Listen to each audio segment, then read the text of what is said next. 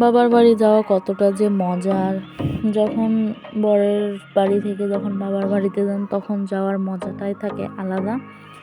তো আজকে আমি যাব আমার বাবার বাড়িতে। সকাল সকাল উঠে আমার গাছগুলোতে পানি দিয়ে নিলাম। এখন আমি রান্না করতে যাব।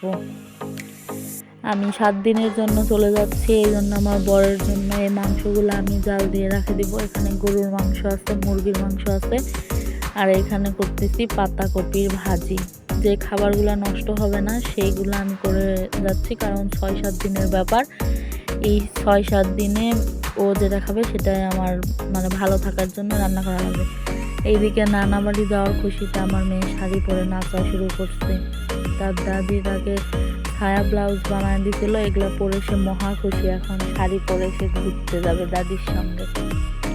যাই হোক, এই যে আমার মেয়ে খুব খুশি নানু বাসায় যাওয়ার জন্য। শাড়ি পরেই আসতে চাচ্ছিল, কিন্তু শাড়ি পরে তো যাওয়া সম্ভব না। তার এই যে নাচ দেখেই বুঝতে পারবেন সে কতটা খুশি। তো এদিকে মেয়ে খুশি, আমিও খুশি, সবাই খুশি। চলে যাব আমরা কয়েকদিনের জন্য। মেয়ের আনন্দ দেখে আমারই নাচতে ইচ্ছা করতেছে।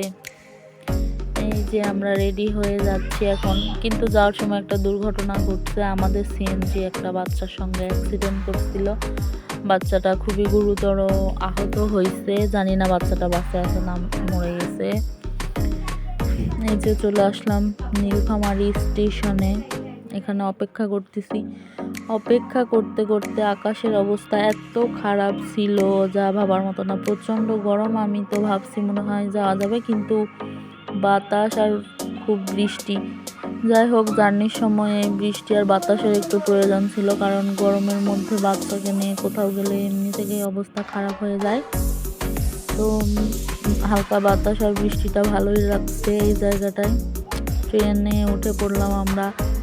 1 ঘন্টা লেটে ট্রেন আসছে। ট্রেন আসার পরে ওই লাইন দিয়ে আরেকটা ট্রেন আসবে জন্য অনেকক্ষণ অপেক্ষা করছে। এখানে ওঠার পরে আমার একটা আপুর সঙ্গে পরিচিত হয়েছে, তার একটা বাবু আছে, সেও খুব কিউট, আমার বাচ্চার সঙ্গে খেলা করতেছিল। এই যে আমি বাসায় পৌঁছে গেছি। বাসায় পৌঁছার ভিডিওগুলো করতে পারি নাই।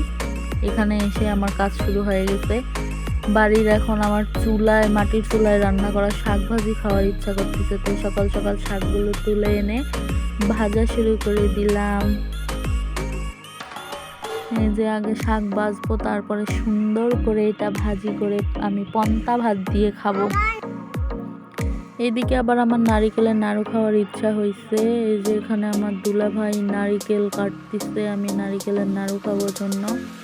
আজকে ঠান্ডা ঠান্ডা দিন, নারিকেলের নাড়ু খাইতে খুব ভালো লাগবে, এই জন্য আমার জন্য রেখে দিয়েছিল নারিকেলগুলা। এখন এগুলা নাড়ু বানায় আমরা খাবো, কিছু রেখে দিব, আমার বরের জন্য নিয়ে যাব।